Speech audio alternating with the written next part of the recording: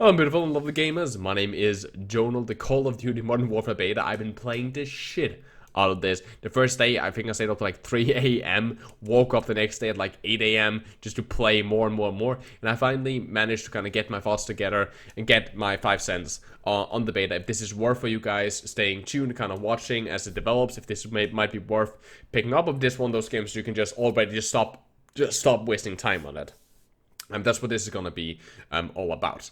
So, without further ado, let's really just jump into it. I don't think there's no reason to beat around the bush.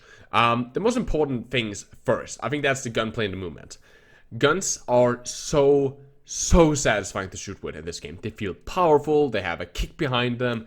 You add on top of that the sound of hit markers and amazing feedback you get from getting a kill. It's just like a dream come true. I enjoyed killing stuff with really anything from, my deagle sidearm to assault rifle, SMG, shotgun, and especially the snipers. Now, I have a really hard disclaimers about the snipers. The first few levels of the sniper that's available in the beta feels really bad. You get this like super high magnification scope, with a super slow ADS speed, and it's just painful to play with. However, and this is one of the few things that really frustrated me when I was watching other YouTubers, reviews of the beta. You cannot judge any of these guns from the default state that you get them in. As soon as you start leveling up this gun and you get, 3x scope on it, a stock, a grip, this sniper is just so much smoother to use. You have a faster ADS speed, good optics for close range. It's a dream come true and so worth it if you love sniping. And, getting kills with this gun, it just feels so amazing and so rewarding, and I highly recommend if you're a sniper guy, put the times in to play with it in the beginning when it's not very good or very fun to play with, and then when you start unlocking some of those attachments, that's when this gun just feels incredible. Now, while the topic of customization, I know, right? Amazing segue. This game has just blown my mind. I've currently leveled the M4 to max rank 30, for example, and I built, just out of that one gun, I built 3 different versions of the same gun, and they handle and act so differently from each other, and I just love that. I will share, later on the channel, my favorite kind of run and gun class setup with the M4. So if you want that, then subscribe. And, I didn't see this in the beginning, so like the video. It really helps out against the fucking algorithm. They just like sometimes just suppress videos. So like on the video, always appreciated. But yeah, I will share that M4 loadout in a later video. I'm not going to cover it now and waste people's time on that now. So if you're into that, just pay attention to that. But it is very possible to play aggressively and rush in this game. I heard a lot about people say this game is all for campus. If you want to play slow, that's a complete lie. If you have you just need to essentially create the right build, for it. And you need to play for it. You need to play smart. You can't just run into 5 enemies like you cannot do in any game. But if you have the right build, you can definitely rush and play aggressive in that game, because that's the only way I play Call of Duty. And as I say, like, the sheer amount of options you have for the customization shipment just really makes me smile and excited. And just, a short note on that, the way that they've done customization in this game, and I just love that, is that every gun has 5 slots for attachment, so including your sidearm. And if you run the overkill perk, which essentially gives you 2 primaries, that means that both of your primary guns have 5 attachment slots instead of the pick 10 system.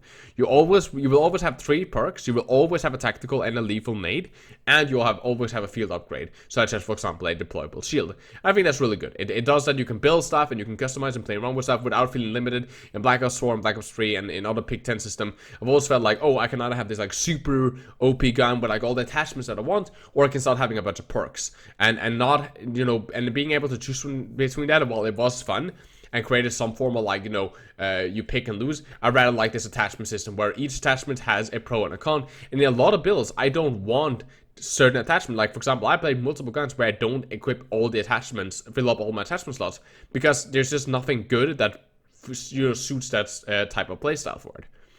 Now, the TTK in this game is super fast, the time to kill, which I personally like. It's kind of the mentality from Modern Warfare 2 and Overwatch, where, if everything is overpowered, nothing is overpowered. And it seems to be, a really strong foundation behind, the guns in this game. I've heard people call this high TTK a quote-unquote noob mechanic, which I think is false. Yes, you need lower amount of bullets to kill somebody, so in theory you need to hit less. However, I never really experienced losing any firefight to players I thought was worse than me.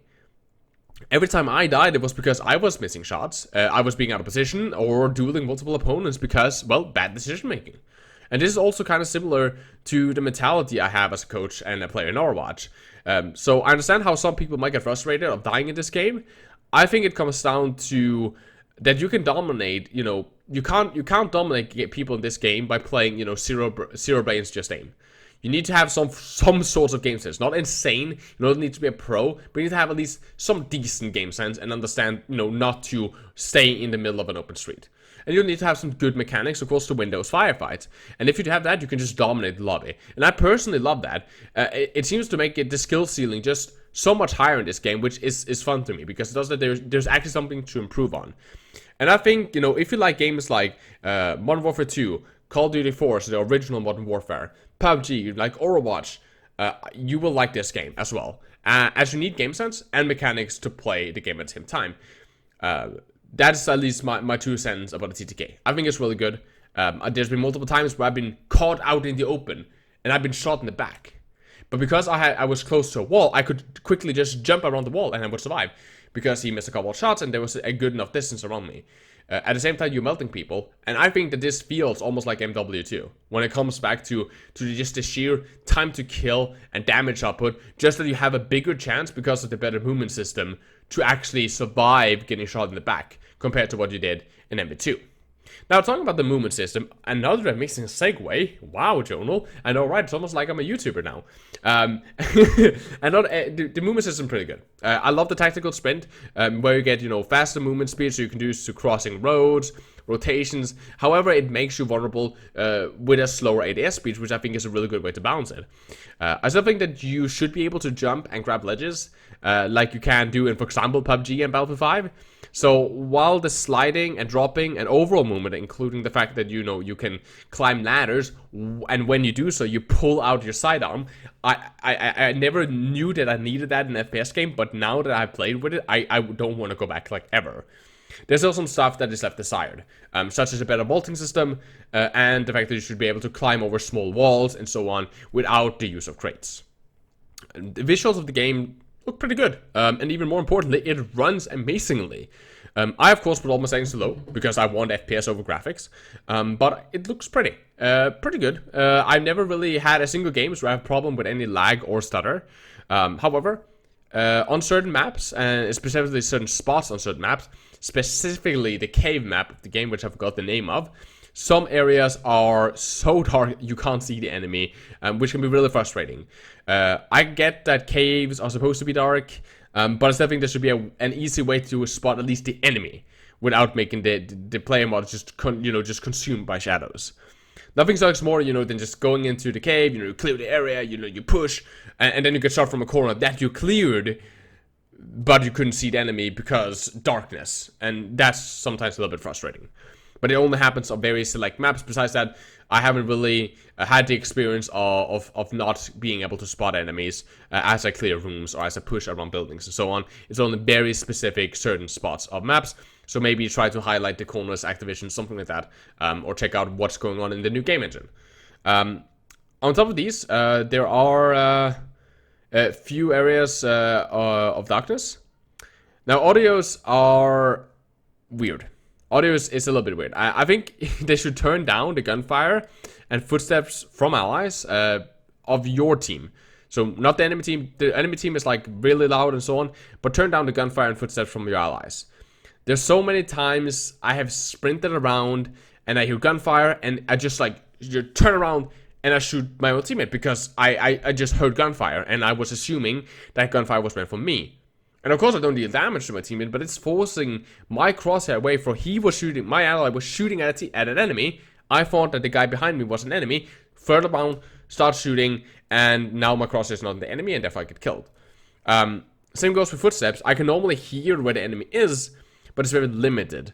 Like precision-wise, I can okay, he's behind me, but I don't know where behind me. Making it very difficult to pinpoint where players are. He's behind me somewhere, but is he to my left? Is he to my right? Is he behind that car? Is he behind that crate? Is he where exactly is he? And this is kind of some of the big complaints I have. And I think that in 2019, a AAA game should not be struggling with footsteps sounds. Overwatch, PUBG, Rainbow Six Siege, Battlefield, all of these have excellent footsteps and precision sounds, so you know exactly where people are and what they're doing. And I think this needs to be addressed ASAP.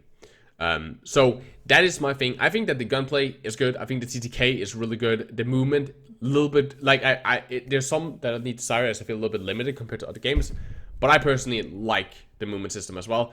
The audio, turn down some of the audios, like tweak some of the audios levels so we can actually hear enemy gunfire from our own team's gunfire, so we don't think our own teammates are. And yeah, there's a minimap that I can use. But I'm not gonna look top left on my monitor consistently all the fucking time, especially with the TTK that's in the game. I need to fucking watch in front of me to make sure there's not people there that's just gonna fucking melt me.